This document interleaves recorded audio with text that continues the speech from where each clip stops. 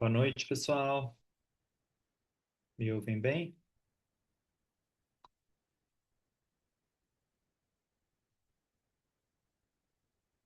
Om Shri Guru Bhyo Namaha Harihi Om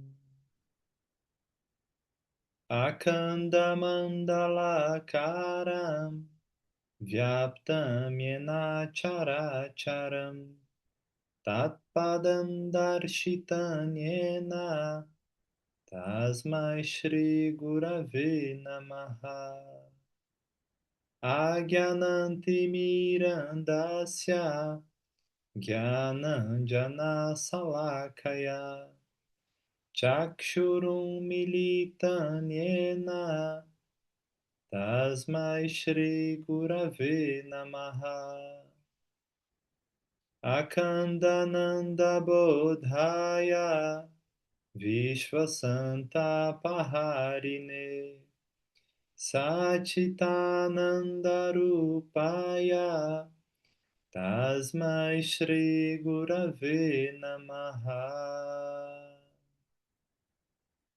Brahmanandam Paramasukadam Kevalam Jnanamurtim Dvandvatitam Gagana Sadrisham Tatvamasya Dilaksham Ekam Nityam Vimala Machalam Sarvadi Sakshi Bhutam Bhavatitam Trigunarahitam Sadgurum Tvanamami Sadgurum Tvanamami. Bom,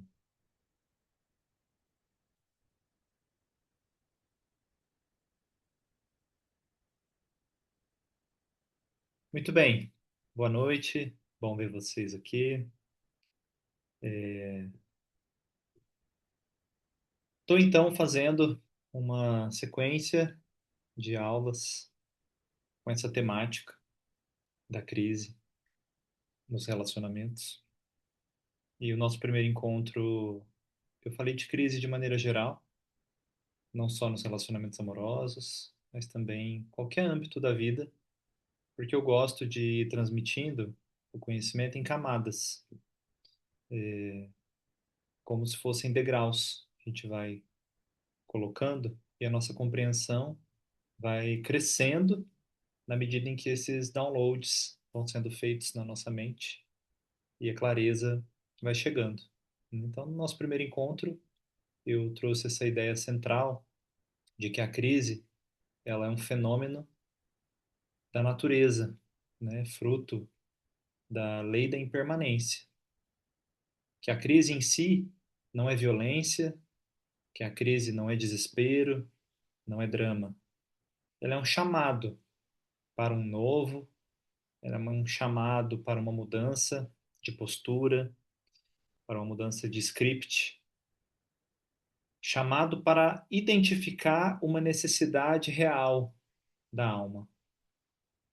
Ao mesmo tempo que ela traz esse chamado, ela também provoca uma desconstrução de uma estrutura solidificada, de uma estrutura que foi forjada no medo, de uma estrutura que foi forjada pelo eu idealizado, uma imagem de nós mesmos que nós construímos, mas que não é real.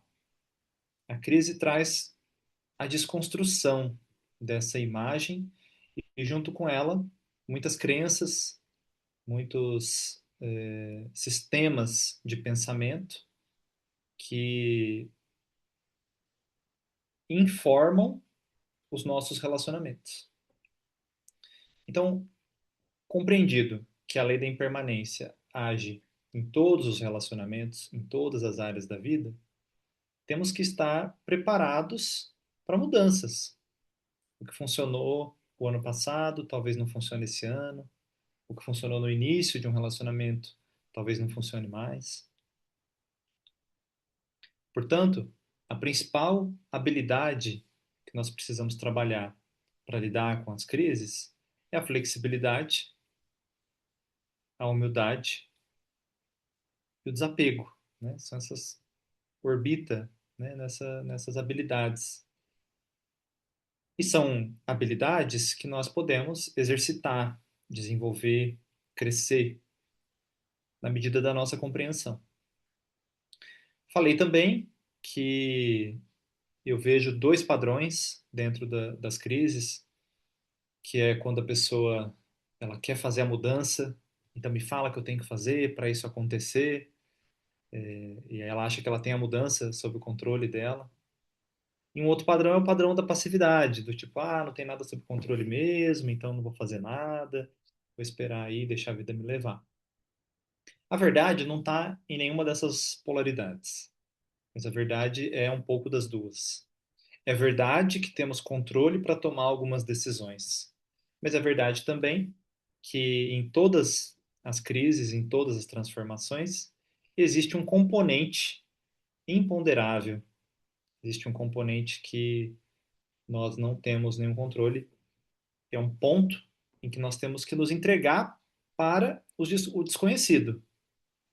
Então, existe pontos em que eu posso tomar decisão, e nos pontos em que você tem essa decisão a tomar, só cabe a você tomar essa decisão. Mas existe um ponto também que eu não posso influenciar. Então, nessa hora é que a gente encontra a postura do então seja feita a vossa vontade e, e o que resta é a gente conseguir encontrar o lugar da entrega e ficar confortável com essa incerteza. Porque nessa desconstrução do velho mundo, o mundo novo ainda não nasceu, então nós temos ali uma zona cinzenta. E nessa zona cinzenta, nós não ficamos confortáveis, porque não sabemos como é que vai ser, não sabemos o que é o certo. Então, encontrar conforto nessa hora faz muita diferença, né, nas travessias. Se a travessia é feita, a gente começa a descobrir que a crise não é um bicho-papão, né, que ela veio mesmo para trazer mais vida, que ela veio para trazer mais amor, né, mais estrutura, mais verdade para as nossas relações. E o que nós sentimos como um colapso é, na verdade, um convite, né, para que a gente possa fazer uma travessia. E falei também que era importante compreender a necessidade do auxílio divino nas grandes mudanças. O ego não se transforma sozinho. Embora o esforço seja uma parte fundamental da jornada, só ele não garante a transformação. A transformação é fruto do esforço consciente com a graça divina, de uma disposição mental receptiva para o pedido de um auxílio. Eu peço que as forças superiores atuem através de mim, para que eu possa ver a minha parte, para que eu possa compreender o que a vida está pedindo de mim. É nessa disposição de se abrir para pedir essa guiança que nós somos infundidos pela luz e que ela pode então começar a dar suaves toques na nossa alma. Que a gente perca o medo dessa transformação que está sendo pedida e então a nossa consciência vai se abrindo para esse grande mistério, né, da vida que é que são as transformações, né, da consciência. Então o resumo é esse do nosso primeiro encontro. Hoje então eu quero começar a falar mais de relacionamento amoroso, que é onde tem as crises aí mais feias, né? As mais difíceis, as mais duras de lidar, as mais intensas, com certeza, é nesse campo da vida. E então eu estava pesquisando aqui um material, né, uma palestra do guia que eu gosto e um outro em outro texto, que eu quero trazer para vocês aqui algumas reflexões, né? E algumas perguntas também que eu recebi, que vale a pena que eu responder. Não é curioso, gente, como nós podemos mudar de postura, né, dentro de um relacionamento? Começamos lá vivendo paixões e amorzinho pra cá, amorzinho pra lá, meu bem, e depois meus bens, divórcio e odiar a pessoa, né? Ela se tornar um inimigo. Então, contemple comigo esse fenômeno, né? Como é possível a gente iniciar uma relação com uma pessoa apaixonado, completamente apaixonado, e sonhar, né? E investir na vida, e depois experimentar extrema aversão àquela pessoa, ou sequer reconhecer aquela pessoa, né? Eu não casei com essa pessoa, não me conectei com isso, quem é você? Então veja que fenômeno, né? Que é esse estranhamento que pode acontecer dentro de um relacionamento. O título que eu dei para essa aula é A Crise Revela a Dor Original. Peraí que agora saiu aqui. Então, a crise revela a ferida original, né? Foi esse o título. Então, eu quero aprofundar esse conhecimento de que quando uma crise chega, ela nos leva para um lugar, né, na consciência, ela vai nos empurrando para um lugar na consciência, um lugar que a gente não vai voluntariamente. Somente a crise e o relacionamento é que consegue ir empurrando a gente para aquele lugar. Um lugar de desconforto, né? Um lugar de desamparo, um lugar de desamor, né? Também.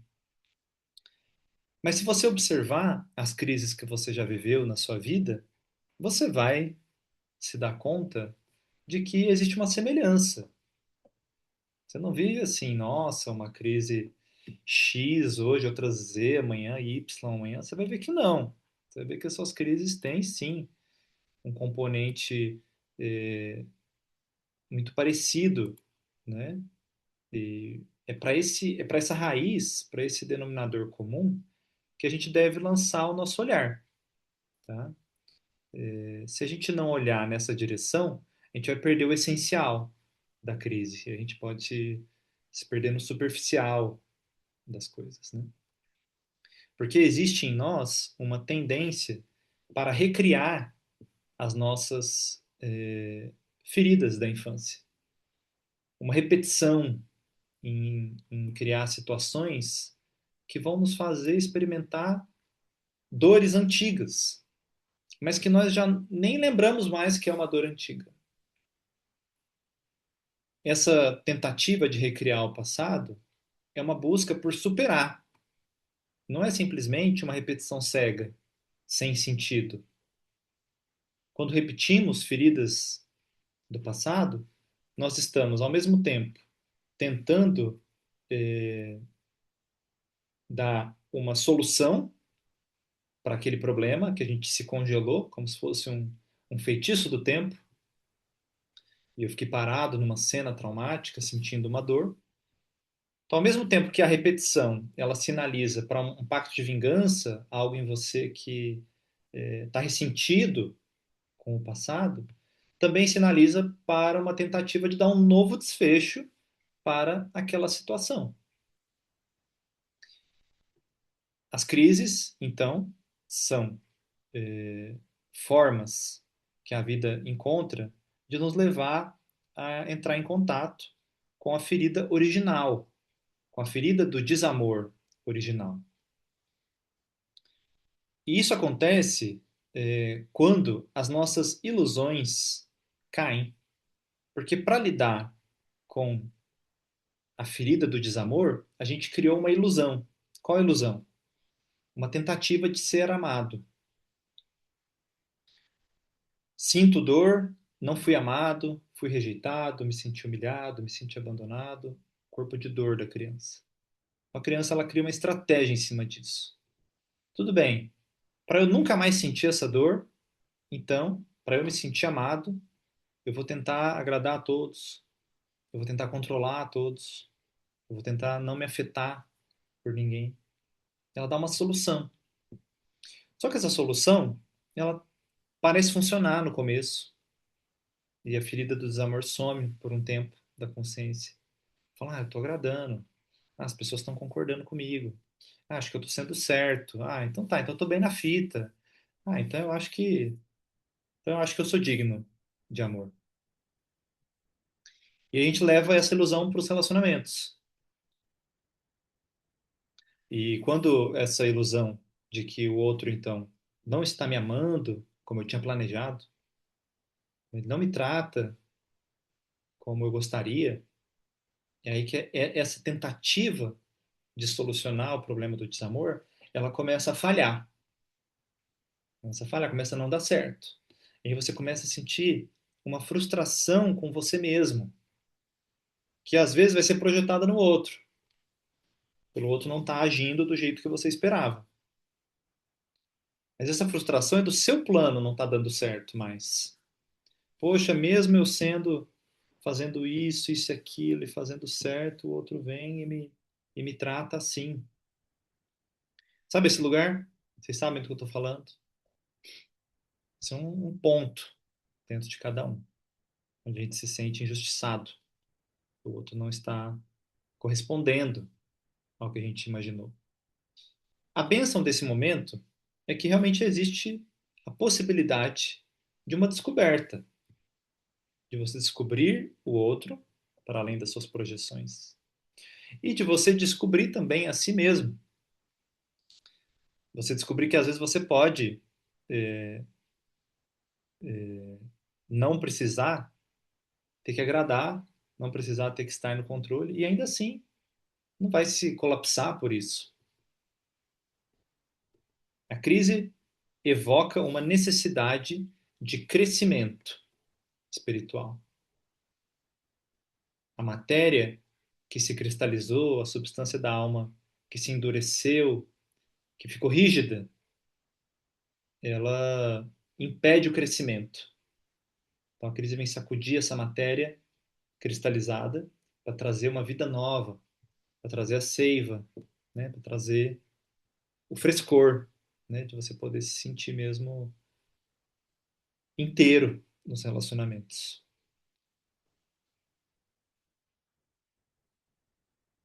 Então, pegando esse gancho, né, que eu comecei falando, da gente contemplar como podemos amar uma pessoa e nos apaixonarmos e depois sentirmos tanta aversão, tanta mágoa, tanto desapontamento, né?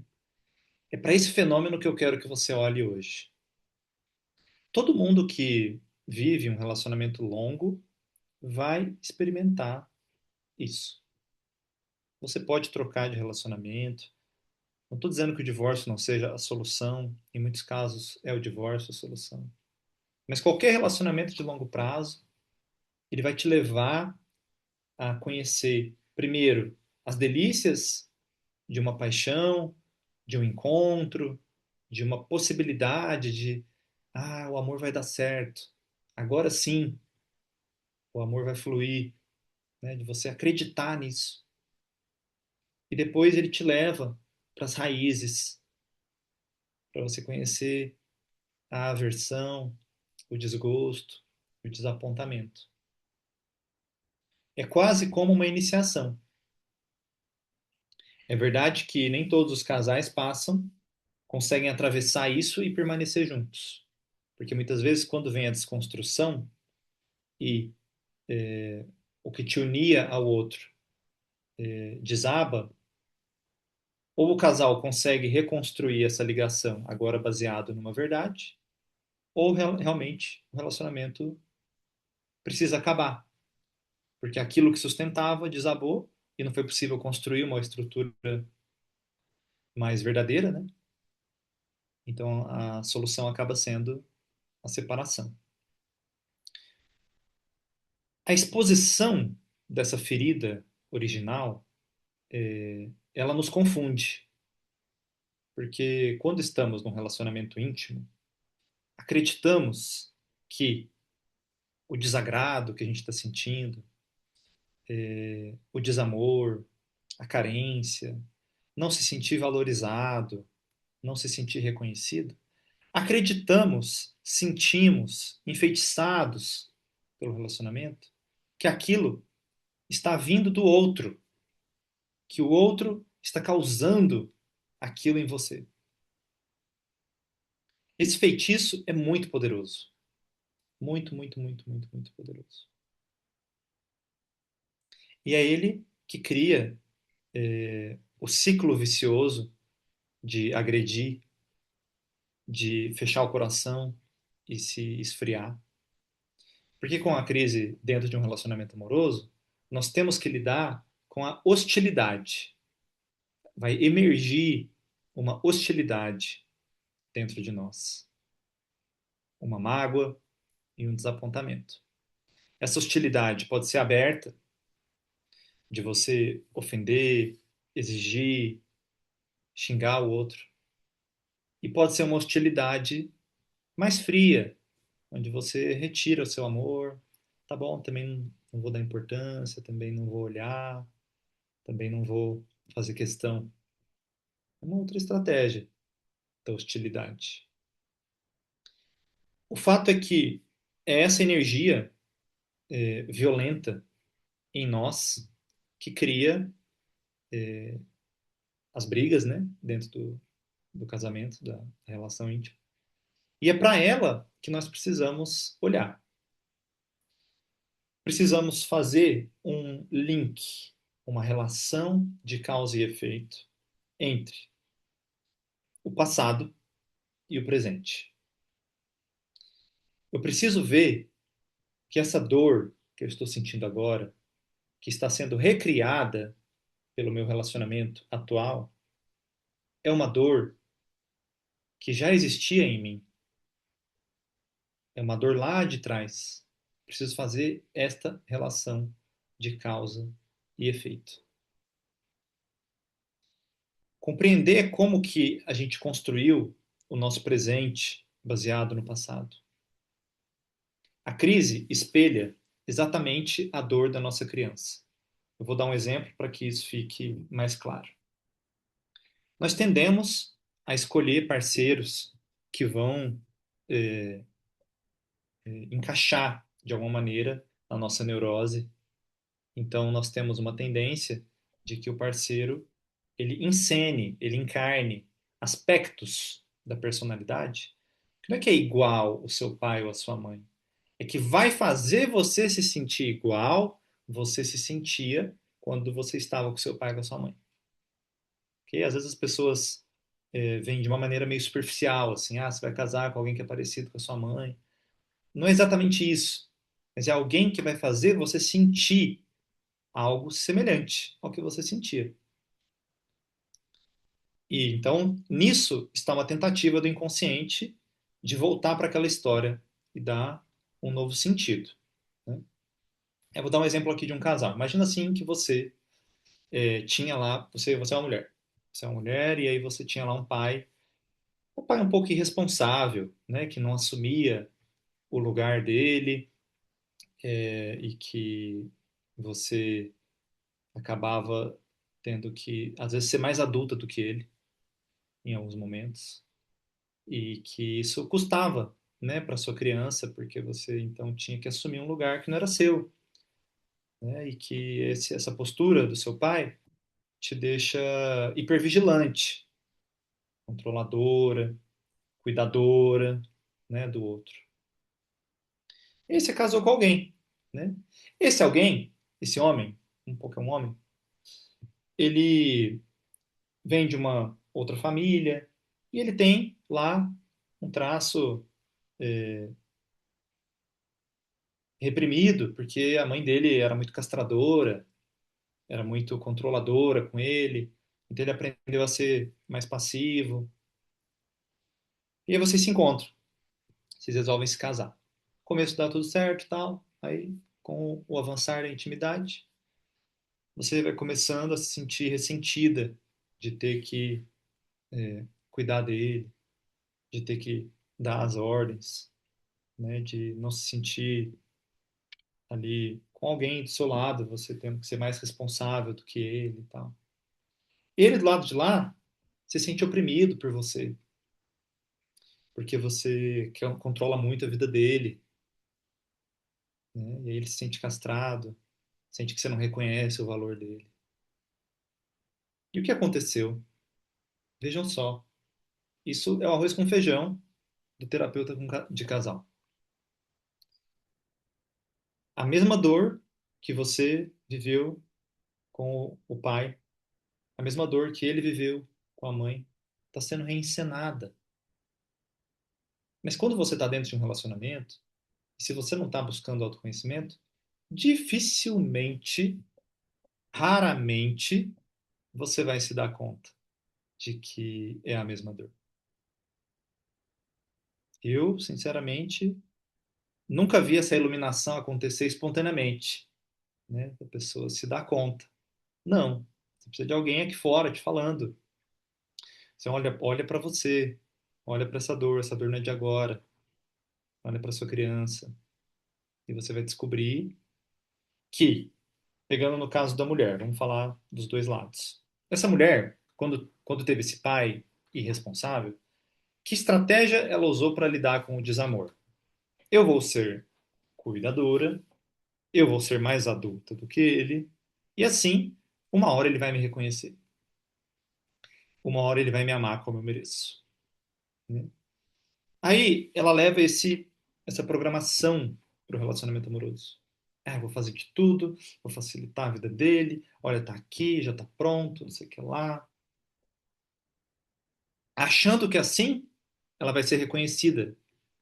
Mas o que que ela realmente causa nele fazendo isso? Causa que ele se sente controlado. E aí ele fecha o coração para ela. E aí ele não reconhece tudo que ela faz. Portanto, é um total desencontro. Total desencontro.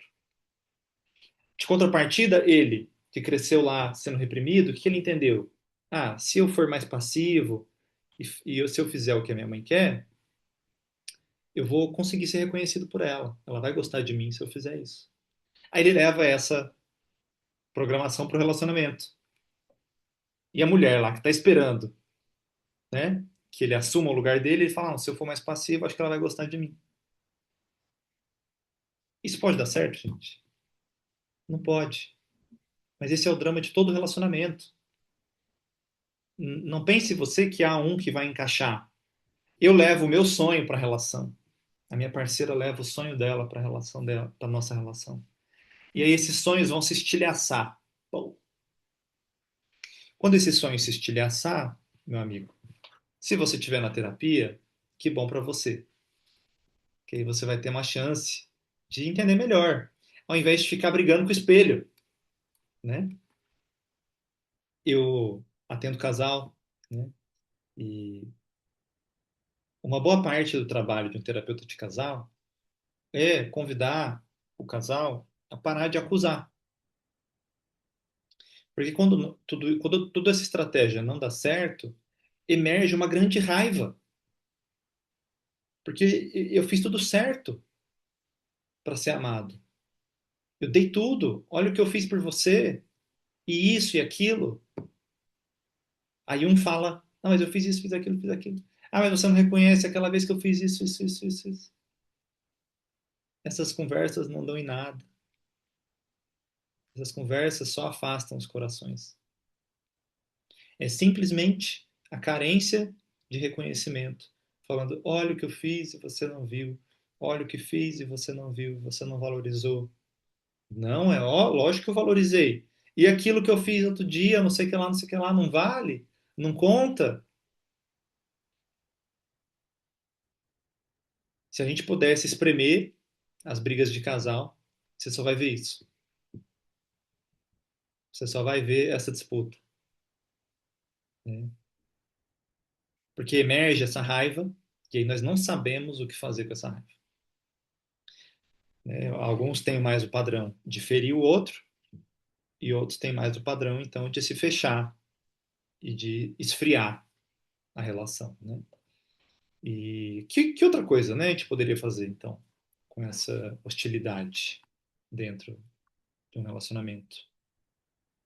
Que saída, né, será que poderíamos ter para isso? Então quero ler aqui para vocês um trecho do guia, né? Então vocês entram em problemas e padrões repetitivos que tiveram a sua origem no seu esforço de reproduzir a situação da infância, a fim de corrigi-la. Inconscientemente, vocês saberão escolher num parceiro aspectos de um dos pais que, particularmente, não correspondeu em afeição e amor genuíno. No momento, então, que emerge essa hostilidade dentro de nós, nós temos que trabalhar em cima dessa energia, porque é uma energia preciosa. Quando a máscara cai, a raiva emerge. E com a raiva, na raiva, nós encontramos um manancial de vida, um manancial de energia que está caótica, claro, mas que quer fluir, que quer encontrar o outro. Mesmo com raiva, o que a gente faz é para tentar atingir o outro, para que o outro olhe para a gente. Você não sai odiando fulano da esquina aí que você nunca viu, você não consegue odiar o cara da esquina que você nunca viu. Você sente raiva daquele que você quer algo, você quer a consideração. Então, o caminho, a hora que emerge essa raiva, é a gente se dá conta de que essa raiva ela não está sendo dirigida só ao nosso parceiro, à nossa parceira, mas ela é dirigida a um pai e a uma mãe que você queria ser amado. Compreende isso? A sua criança acumulou raiva dele, porque ele não te deu o amor que você esperava, o amor que você precisava.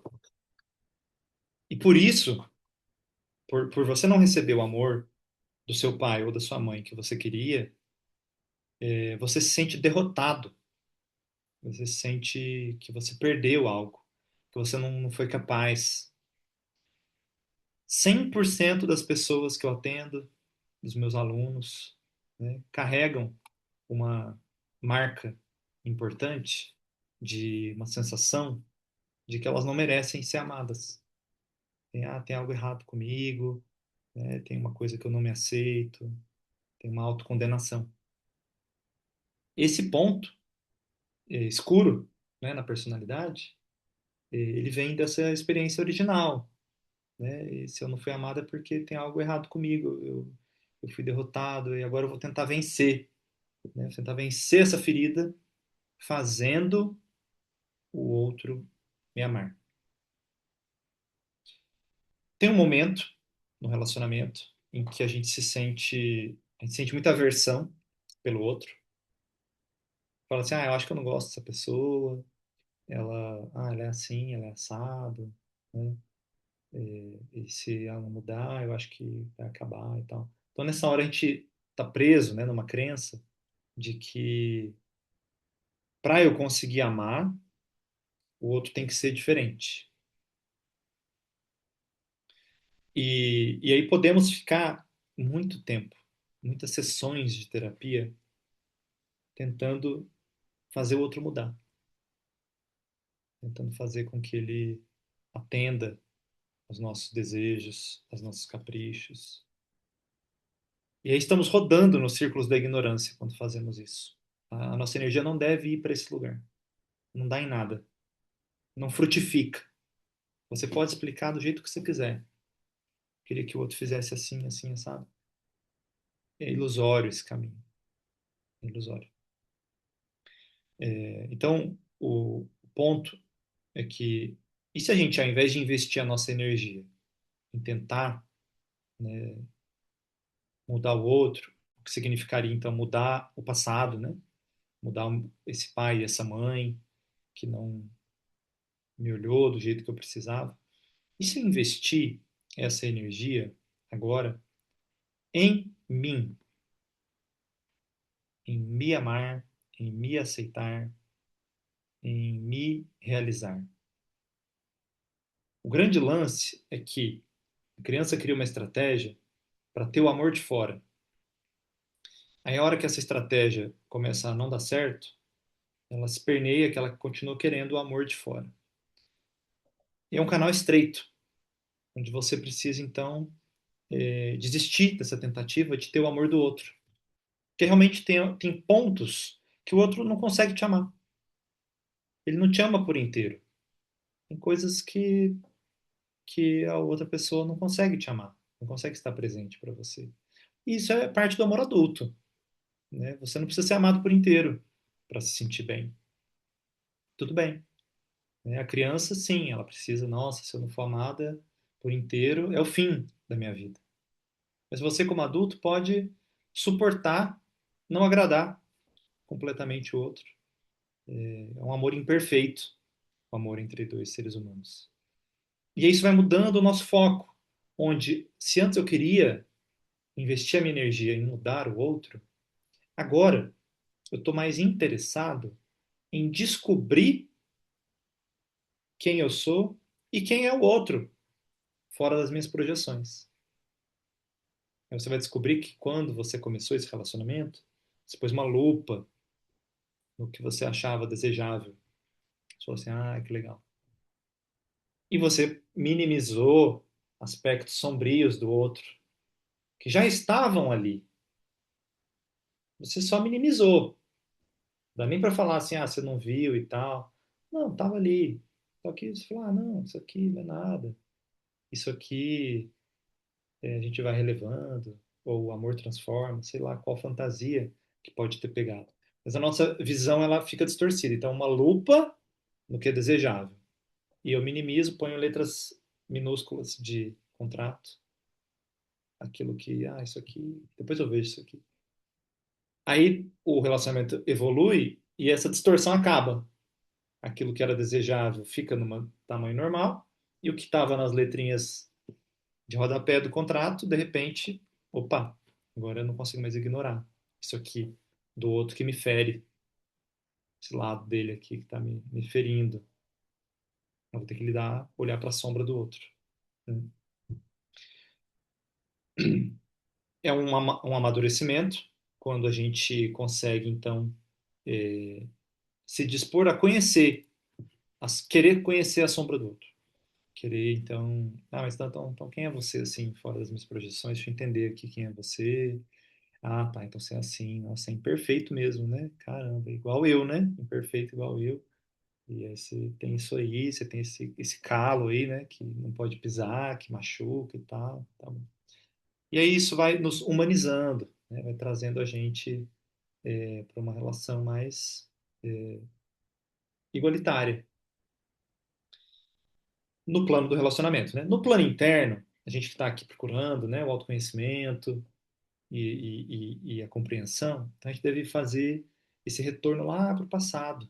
Você vai retirando essas camadas de acusação, de justificativa. Aí você vai entrando nessa camada, nossa, mas é uma raiva, é uma hostilidade. De onde está vindo essa raiva, essa hostilidade? Até que você possa chegar, meu amigo, numa ferida que é um desejo, na verdade, né? Um desejo desesperado por se sentir amado. E aí você precisa fazer esse link de que isso que você está sentindo agora, esse desejo de ser amado, considerado pelo outro, é o anseio original da sua criança. A raiva vai tentar te tirar daí. A raiva vai tentar te iludir. Não, não fica aí. Mas o mais difícil é assumir esse anseio. É reconhecer que tudo isso que você está fazendo era porque você queria se sentir amado. Ou seja, porque tem uma parte em você que se sente, então, né, desamada, abandonada, rejeitada, não reconhecida. Corpo de dor, né, da criança. Se você chegar aí, acontece algumas coisas, né, interessantes. Porque aí, quando você vislumbra esse lugar, a sua obsessão pelo outro diminui. Você passa a não ficar mais tão obcecado se o outro fez ou não fez, em tentar controlar o outro, sabe? porque você começa a ver que o sofrimento que estava acontecendo estava vindo desse lugar, dessa manobra, né, mental que você estava fazendo. Nós precisamos ficar com o lugar do desamor na sua profundidade. Então, é um lugar profundo dentro de nós.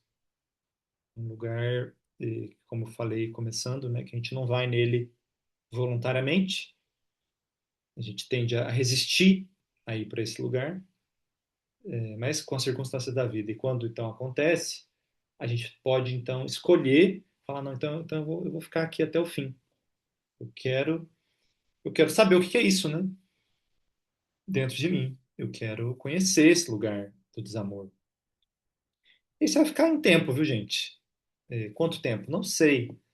É o karma de cada um, mas você precisa experimentar essa dor. Talvez você tenha aí que chorar, não sei, talvez você tenha que relembrar algumas coisas, né, de quando você se sentiu sozinho e desconectado, né? Mas o essencial é que quando você pode reconhecer isso, a sua energia que estava toda armada para conseguir o amor do outro, ela vai começar então a ser reinvestida em você mesmo. Olha que bom. E é esse movimento que vai trazer saúde psíquica, onde não faz mais, não é tão importante, mas será que ele gosta de mim? Né? Às vezes as pessoas se perguntam isso, né, da relação. Eu não sei se ele gosta de mim ou não. O problema não é esse. Não é se o outro gosta de você ou não. As relações começam e terminam com as pessoas gostando uma das outras. E às vezes começam e terminam sem gostar. É incrível. O gostar não entra nessa equação, né? Mas a nossa criança está preocupada com isso. Ah, eu quero encontrar alguém que goste de mim.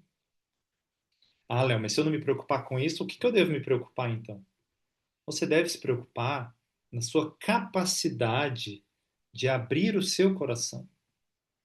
O relacionamento está aí para você desenvolver a sua capacidade de amar e de se manter com o coração aberto.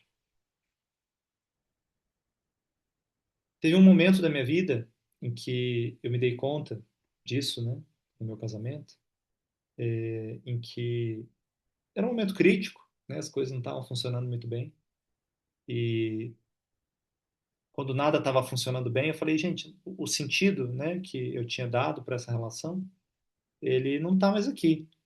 Preciso achar um outro sentido, né, para minha vida, assim. Aquele momento em que desabou, né, a crise faz não funcionar mais as coisas.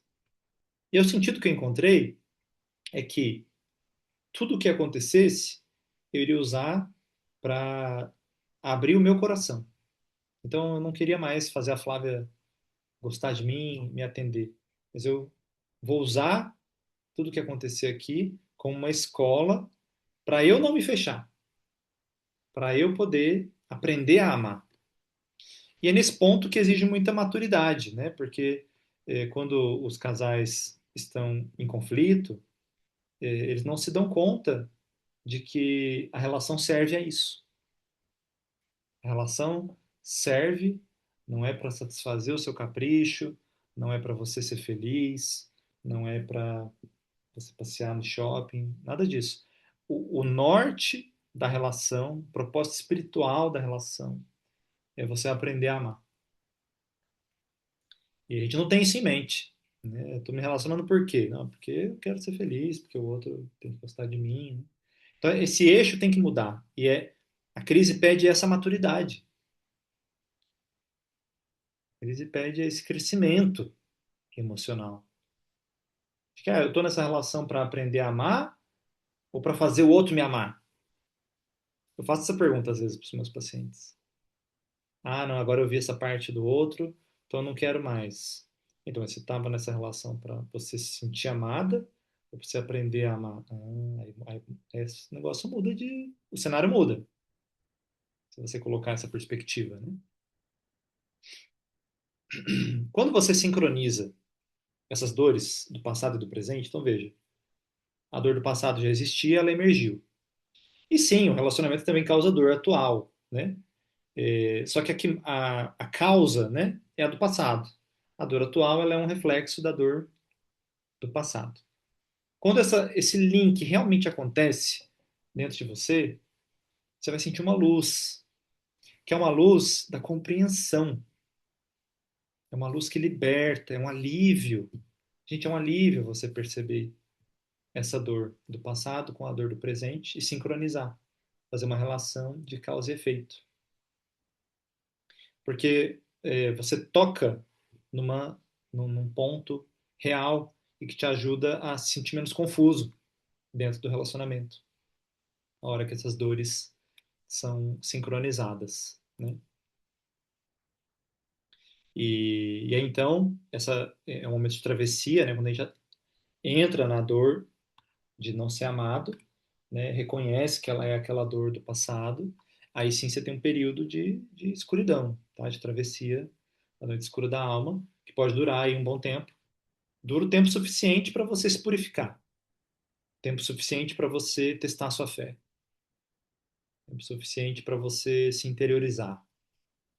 É uma travessia onde a gente é testado, né? E esse teste, inclusive, vai ser tema aí de aulas futuras, né? Quando eu for falar de testes e provações também. Hum, é, então eu quero ler algumas perguntas dentro desse tema para também dar exemplos, né? Aqui. Descobri que minha esposa mantinha conversas escondidas com um antigo namorado. Ela disse que nunca houve encontro nem traição física, apenas mensagens, e que estava passando por um momento de carência. Ela pediu perdão, encerrou o contato e quer reconstruir o casamento. Eu quero acreditar nela, mas desde então desconfio de tudo. Fico olhando o celular dela e vivo imaginando o que pode estar acontecendo.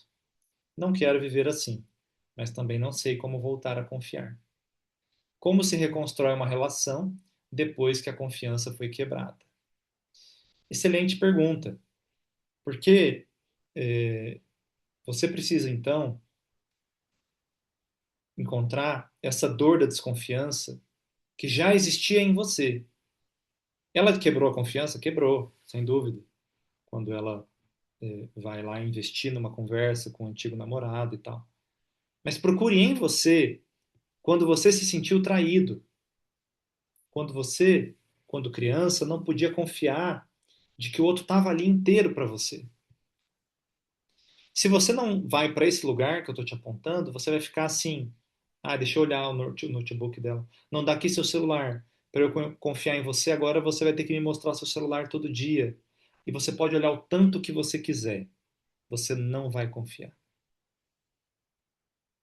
Enquanto a ferida da sua criança não for conscientemente respirada, você não vai confiar no outro. Por mais que ela possa dar o celular, por mais que você possa ter acesso a tudo, a sua mente vai continuar pipocando situações para você alimentar essa história de que você tem que controlar o outro. Então, aqui nesse exemplo, nessa pergunta, a gente consegue ver que a estratégia dele para lidar com a desconfiança lá no passado foi: vou tentar controlar a pessoa. Vou olhar o celular, vou olhar, não sei, a vida dela. E se eu souber de tudo, aí assim eu me sinto seguro. Ilusão. Não é assim que se sente seguro. Porque você confia hoje e a sua confiança pode ser quebrada de novo. Isso é um fato. Porque quem quer se relacionar precisa aceitar estar vulnerável à imperfeição do outro. Ela pediu perdão, né, encerrou o contato e quer reconstruir o casamento. Ele também parece querer, né? Não sei como voltar a confiar. Como se reconstrói. Então, a reconstrução ela tem que ser baseada na verdade. Não é possível reconstruir uma relação apagando o que aconteceu. Não, as cicatrizes servem para a gente olhar para elas, se lembrar delas e compreender que esse golpe que você recebeu, chamando assim de um golpe de traição, né? Ele fez você se fechar, certo? Eu me fecho, agora eu fico hipercontrolador, agora eu não sei muito de você e tal. Essa reação de fechamento, olhe para essa reação e tente conectar ela com o seu passado. Quando nós recebemos um golpe de desamor do outro, nós temos a chance de ver o fenômeno do coração se fechar. Você deixa de sorrir tanto, você passa a tratar o outro como inimigo. Então o coração vai fechando. Quando o coração fecha, a gente tende a ter pensamentos separatistas, a pensar mais em si mesmo, a não querer tanto fazer planos em conjunto, a priorizar você. É um momento de recolhimento. A sua energia recolhe. Tem uma sabedoria nesse recolhimento. É porque é para você se interiorizar, para você olhar mais para você, para depois poder ir se abrindo de uma forma mais orgânica, até que você possa encontrar dentro de você um lugar que você falou assim: bom, para eu não me sentir mais traído, eu vou tentar ser desse jeito. E você vê que quebrou, mesmo você sendo bom, mesmo você sendo assim ou assado, você recebeu o desamor. Então, para que essa relação seja reconstruída, é necessário muita paciência, né? E encontrar o problema real e não ficar perdendo tempo olhando o celular do outro, o que que o outro fez, o que que o outro falou. A confiança, ela é reconstruída tijolinho por tijolinho. Quando ela é perdida, ela é como um raio que destrói uma casa de uma vez, né? Mas ela não se reconstrói de uma vez. Então, ela tem que ser reconstruída diariamente, né, a partir da verdade. Explorando um pouco a esposa dele, né, porque ela tinha com uma conversas escondidas com o antigo namorado. Ela disse que nunca teve traição, mas que foi porque ela estava passando por um momento de carência. Então ela, do lado de lá, também precisa ir atrás disso, né, de tentar solucionar a carência, investindo numa outra pessoa além da relação. Então, para essa pessoa, se ela me assiste, ela precisa então encontrar dentro dela essa carência lá atrás. Quando ela se sentiu carente lá atrás, na vida dela, o que que ela resolveu fazer, né? Será que os seus pais um traiu ao outro, né? Será que aconteceu isso? Em algum lugar tem essa informação, né? Outra pergunta. Eu e meu marido sempre tivemos uma boa relação, mas nos últimos anos comecei um processo de autoconhecimento, terapia e desenvolvimento espiritual. Isso mudou a minha forma de enxergar a vida, minhas prioridades e até a maneira como eu quero educar nossos filhos. Meu marido diz que eu mudei demais e sente que eu estou me afastando dele. Eu também sinto que já não conseguimos conversar sobre o que é importante para mim. Tenho medo de que estejamos crescendo em direções diferentes. É possível um casamento continuar saudável quando um dos dois muda muito mais do que o outro? Essa é uma pergunta que a gente vê muito no universo espiritual e no universo terapêutico também. Realmente é um risco. Quando uma pessoa se põe a trabalhar nela, né, é, com autoconhecimento, com espiritualidade, ela coloca em risco não só o casamento, né, mas ela coloca em risco todas as relações dela. Porque não que isso seja uma coisa tóxica, né, e tal. Não, é porque às vezes, de fato, você desencadeia um nível de mudança na sua alma que desestrutura os relacionamentos. Mas se você está buscando a verdade vai ter um preço, né? E às vezes o preço é esse. O preço é que um relacionamento às vezes não consegue mesmo manter a mesma afinidade que existia antes, porque uma pessoa se transformou muito. Embora que também exista casos em que isso acontece no início da transformação, um estranhamento, esse desencontro, e depois de alguns anos, o casal encontra uma harmonia na diferença, mesmo que um seja muito diferente, ou vamos dizer assim, um é religioso, o outro é ateu, Um faz muita terapia, o outro nunca fez.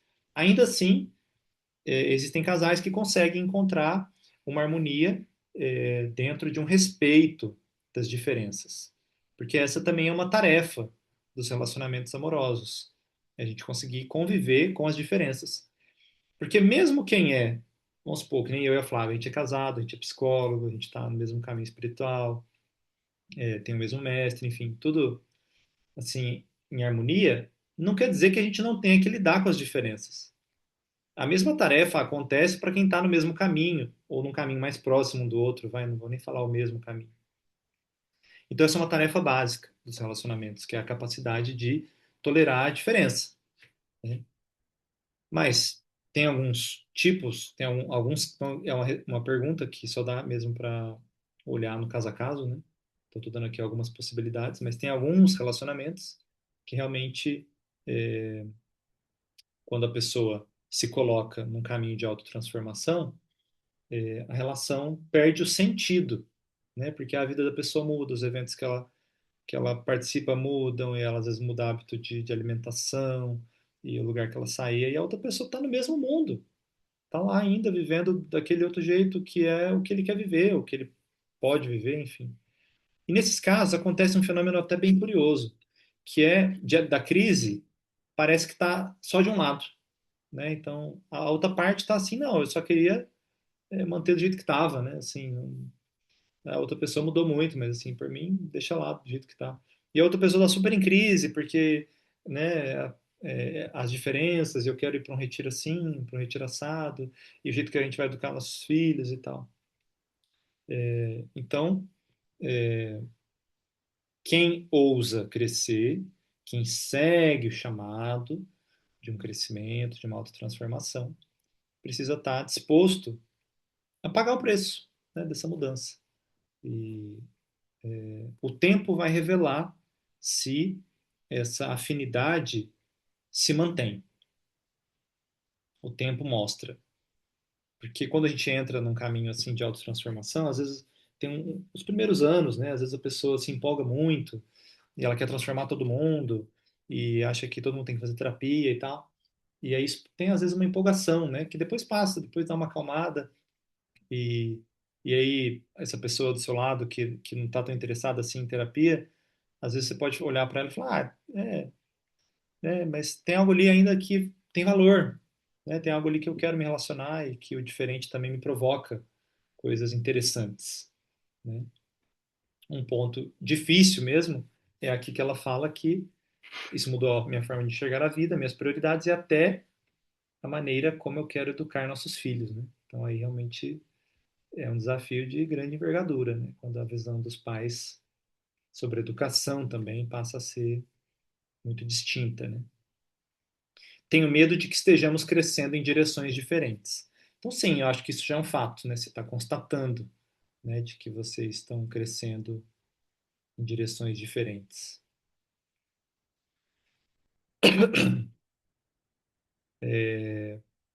Tempo para mais uma, deixa eu ver. Vou ler essa. Tenho 42 anos e sou casada há 17 anos. Meu marido é um excelente pai, trabalhador e nunca tivemos grandes brigas. Olha que interessante, gente, 17 anos. Isso existe, viu? Nunca tivemos grandes brigas. A crise às vezes chega de outras maneiras. Vamos ler aqui. O problema é que sinto que nos tornamos apenas sócios da casa. Fazemos tudo no automático: trabalho, filhos, contas, compromissos. Não conversamos mais sobre nós, não existe carinho espontâneo e nossa vida íntima praticamente acabou. Já tentei falar sobre isso algumas vezes, mas ele diz que todo casamento fica assim e que estou exigindo demais. Será que ainda existe algo para recuperar? Ou preciso aceitar que o amor muda e vira apenas companheirismo?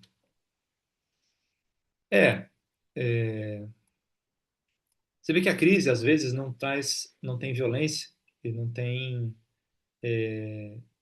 tumulto, mas às vezes a crise ela é um princípio mais da aridez, da secura, de algo que perde fertilidade e a normose, né? Vai tomando conta. Com certeza o amor muda com o tempo, mas não nesse sentido de entrar no automatismo.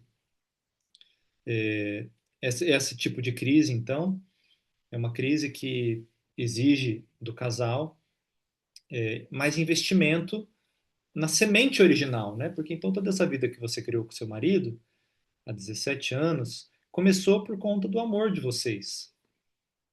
E esse amor tem que ser regado, ele tem que ser cultivado, tem que ser nutrido com o quê? Com tempo de qualidade, com olhar para vocês dois. Mas sabe o que acontece? Muitos casais vão se ocupando tanto com os filhos e vão entrando no fazedor, que eles começam a ser estranhos praticamente um para o outro. E eles não querem nem ficar perto um do outro se os filhos não estiver perto. Né? Se vai os dois para um restaurante sozinho, fica até um clima chato, silêncio e tal. Comum. Aonde foi parar então essa energia erótica? Tem que ver onde é que está o Eros. Eros é essa parte em nós que quer a renovação dos votos, que quer abrir uma nova etapa, que quer a autorrevelação do outro também. Sabe o que existe nesse tipo de crise? Nessa coisa que vira uma mesmice, uma normose? É assim, o outro não tem nada de novo. Eu já conheço o outro. Né? E a gente para de se abastecer do que vem da alma do outro. Eu já sei tudo que vem de lá e tal. Embora você possa saber muito sobre o outro, se você fica numa postura de que você não tem nada dali que vai te estimular, então os dois entraram num fechamento. Esse aqui é um caso de um fechamento de ambos os lados, né? Que tem uma tendência a acontecer aqui a traição. É a energia erótica se encontrar em outro lugar. Né? Então, eu acho que sim, existe. Ela pergunta assim: existe chance de recuperar? Existe. Mas o amor muda e vira apenas companheirismo? Não. Ele precisa manter uma chama acesa, uma chama de estímulo, uma chama de renovação, né, que precisa acontecer. Então, embora uma crise que a hostilidade não é tão visível, que ponto será que esse casal poderia, então, pensando nesse conhecimento de você sincronizar a dor do passado com a dor do presente, procurar investigar essa sensação de automatismo, de entrar num fazedor, de só cumprir tarefa. Será que isso tem a ver com a solução da criança de vocês? De ser só o fazedor, né? O solucionador faz cumpre tarefa, né? Minha vida é cumprir tarefa. Então a normose entra por aí. E aí o trabalho é também dar alimento para Eros, né? Fazer uma viagem sozinho, esquecer um pouco de filho e olhar um pouco para a relação. Tem duas curvas, né? O divórcio. Se você olhar o gráfico de quando os casais se divorciam, uma curva é ali quando os filhos são pequenos, até 3, 5 anos de idade. E outra curva é quando os filhos saem de casa, né? Ali por volta dos 18. É um outro tipo de crise também dos relacionamentos. Bom, mas é isso, dá para exemplificar, né, com essas perguntas. Acho que a gente explorou bem. Meus amigos, agora então, deixa eu pausar a gravação aqui. Então, gratidão pelo encontro de hoje. Quem quiser, mande perguntas. Vou estar sempre respondendo. E depois eu posto aí sobre o nosso próximo encontro. Namastê.